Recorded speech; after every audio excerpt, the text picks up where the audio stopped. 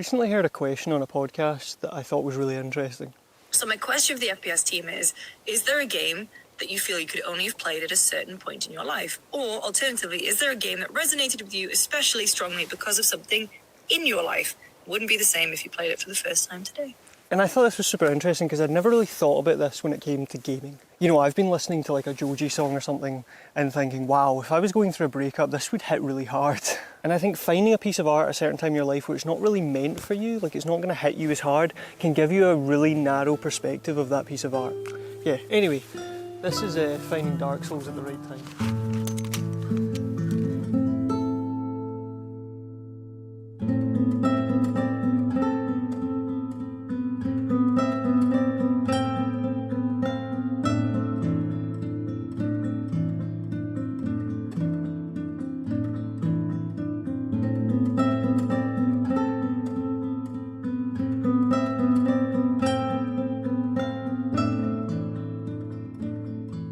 So to explain this story, we got to go back to 2017. My girlfriend gets offered a job in Manchester, and I decided to come along since I had nothing going on in my life. You know, I have an art degree, no one's asking me to work anywhere. So we moved to Manchester and I get this shitty security job for the time being while I look for a job in the creative industry. After hundreds of applications, countless interviews, constant rejection, and this overwhelming feeling that I should just suck on the barrel of a gun, I finally got a job. I get a job as a videographer / graphic designer. It took me almost a year to finally get this job, but I finally got it.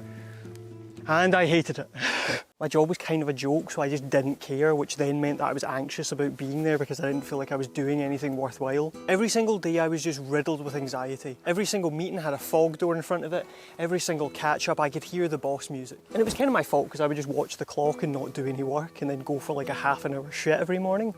On company time, obviously. But right, what you have to understand is that I was adding text boxes to websites from like the 90s and then interacting with different companies on Twitter and making jokes as if we were people. It was so cursed. The fact I didn't jump off the roof, you should be proud. I remember one time having like a monthly catch up with the big boss man, and he actually asked me what my 5-year plan was, and I thought it'd be funny at the time to go, mate, I don't know what I'm doing tomorrow. And the guy looked at me like I just shat on his floor. And whilst I'm working this 9 to 5 that I can't stand and I hate, in my free time I'm trying to make YouTube videos and I'm putting so much effort in, I'm trying so hard to make these videos, and looking back, they were just dog shit, you know.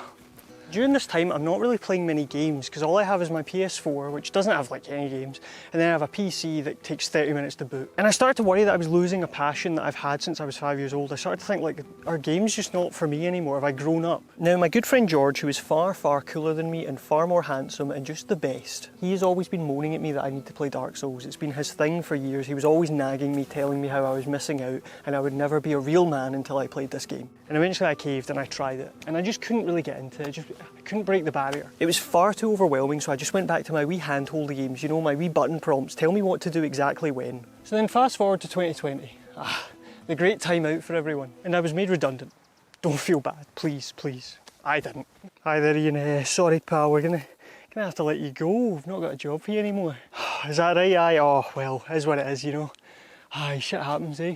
Thank you so much for being so reasonable during this situation. No, thank you. Thank you. Being made redundant was probably one of the happiest days of my life, I'm not gonna lie. Like, some people want to spend the rest of their life in an office talking about Twitter engagement in a meeting. That's cool, do you? But for me, I would rather do a Dark Souls 1 no-hit run than fucking do that again. So at this point, me and Emily realised there was nothing really keeping us in Manchester. You know, we'd been there for over 3 years, we'd experienced it, but we were both very homesick, so we decided to move back home. Get the fuck in my face. So we moved back to sunny Scotland. So here I was, a guy who went from having a career, living in a cool city, far away from my family, being independent, to now living in my parents' house and having no career. And not even knowing if the thing that I've worked and trained for the past few years, I even like. And to top that off, I can't even make YouTube videos because I'm locked inside with my parents and God forbid they find out that I do this. So then I managed to get this like shitty job working security. Like, it wasn't the worst, but it wasn't the best. It was something to do. And I was just kind of down bad. I wasn't doing the best. I felt like I'd kind of fucked it.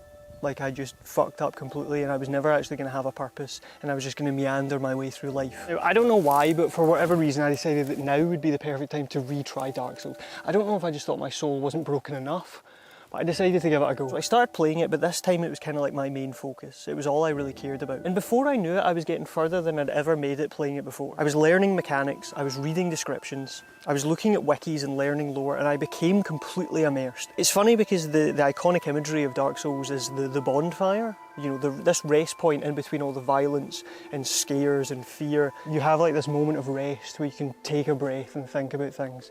And for me in life, Dark Souls was my bonfire at that point. At the end of a shitty day where I'd be feeling horrible, I could sit down and play this game and not think about anything else. I was spending so much time day to day like scared about the future and stressed about what I was doing and totally unsure of who I was or what I wanted to do. But Dark Souls was this escape and this thing where I could play that and not have to worry about those problems. And it was good because you can't really think of much more when you are playing Dark Souls, because if you don't really pay attention, you're going to get fucked up. So I couldn't really worry about my life. And I eventually beat the game.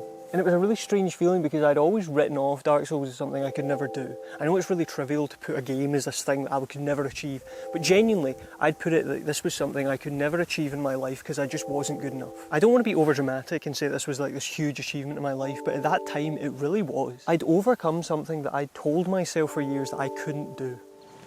So then I immediately went and installed Dark Souls 3 because I was told that Dark Souls 2 was different. So I played that non-stop and then I actually beat that game, and I will never forget messaging my friend George to tell him that I'd beat the Soul of Cinder on my very first attempt, hoping to be showered with praise and be told that I am a real man. And he just replied in the messages going, well, he's a pretty easy boss anyway. But Dark Souls made me realise something quite funny. And that's that I think I was going hollow. Like generally I'd lost all motivation or purpose in what I was doing with my life. And I was starting to become like the crestfallen warrior. And I never want to be the crestfallen warrior. Never be that guy. Do you know how many fucking crestfallen warriors I've met in real life? Every single older person in a retail job. I think I've always had like a weird issue with confidence, and I've never felt confident or good enough at any one thing to actually go out and do it. And I don't want to be hyperbolic and say that beating Dark Souls changed my life and made me more confident. But I think Dark Souls was like a spark, a first flame if you will, for me to go out of my comfort zone and try things that I hadn't done before. Small things, you know, like now I go to the gym. I know you wouldn't be able to tell, but I do that. I go climbing now. I can climb that I would have never climbed. I could climb this tree if you want me to. Watch this. I'm out here filming in public. I would have never done that before. If anyone out there does something creative with their life, you've probably had people that come up to you and be like, why don't you just like do your own thing? Why don't you just work for yourself? I used to always be like, absolutely fucking not. I'm falling off my chair. Fuck that. There is no fucking way that I'm going to have the stress of working for myself and having to... I'll just get a paycheck, I'll just get a job that I don't even like, just so I have a paycheck and I don't need to worry. And right now, sitting here, it's been over a year of me being full-time self-employed, editing videos for other people. It's something back then I would have never even thought about doing. Now, obviously Dark Souls didn't get me work. You know, it didn't change my life and make me do that. But it showed me this very benign example of something that I'd written off that I couldn't do. And I was like, I won't even bother.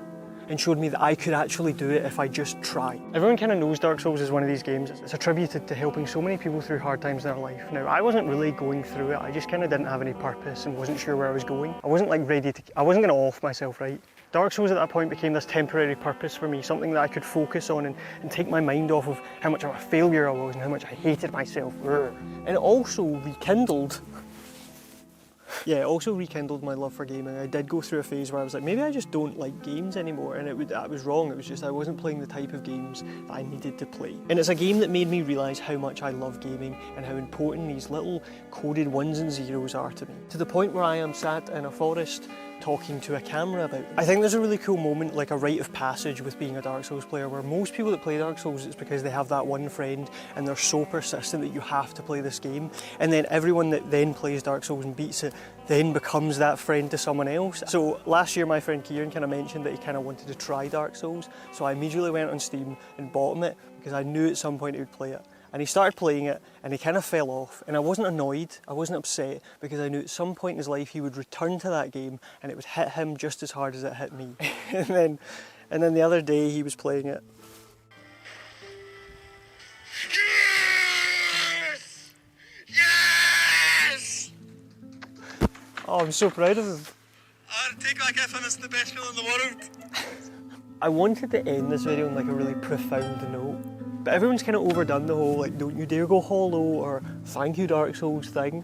And I find this stupid quote from this like monk guy. His name's Thomas Merton. I quickly looked at his Wikipedia. Fuck knows who he is. But this is super cringe, by the way, but just indulge me for a second. But he says, art enables us to find ourselves and lose ourselves at the same time. And I think that sums up everything I've been trying to say about Dark Souls. You know, I probably could have just said that, and that would have been the video. Anyways, I will stay behind to gaze at the sun. The sun is wondrous. The sun is the sun is a wondrous body, like the magnificent father. If only I could be so grossly iridescent. It'd be really good if the sun was out for that shot, but, you know, we're in Scotland. Anyway, thank you very much for watching. Bye bye.